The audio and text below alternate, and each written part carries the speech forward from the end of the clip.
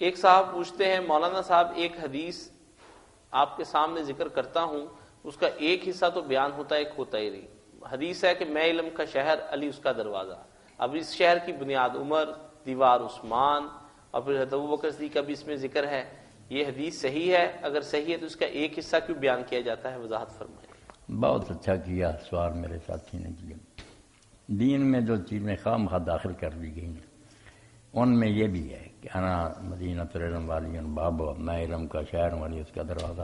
کہیں آ جاتا نا دار الحکمت والی باب، میں حکمت کا گھر ہوں، علی دروازہ، نہ تو وہی ٹھیک ہے۔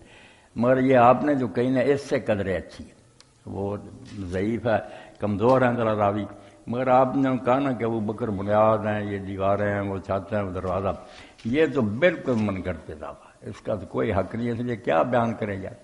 میں نے تو پہلی بھی نہیں نا بیان کی، جس میں ذرا بھی شبہ ہے نا کہ شاید حضور نے نہیں فرمائی، کیوں بیان کریں؟ کھڑی پکی بات کرنی چاہیے۔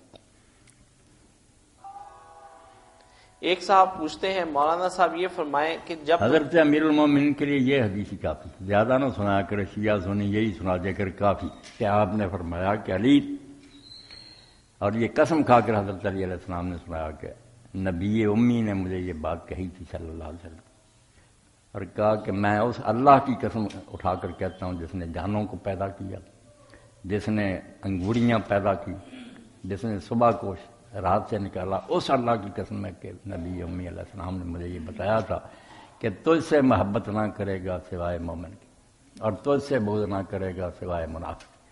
اس لیے بڑا مرتبہ پایا کہ حضور کے بعد مومن منافق کو جانچنے کا معیار بن گئے کہ امت میں دیکھنا نا مومن کون ہے اور منافق کون، پہچانیے، تو تجھ سے محبت کریں گے وہ مومن ہوں گے، جو بغض کریں گے وہ منافق ہوں گے۔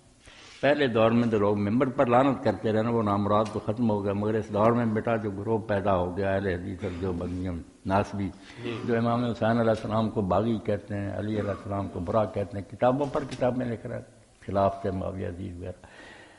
تو یہ بات سب سے اعلیٰ کہ آپ نے کہا تو اس سے محبت نہ کرے گا سوائے مومن کی، اور بغض نہ کرے گا سوائے منافق۔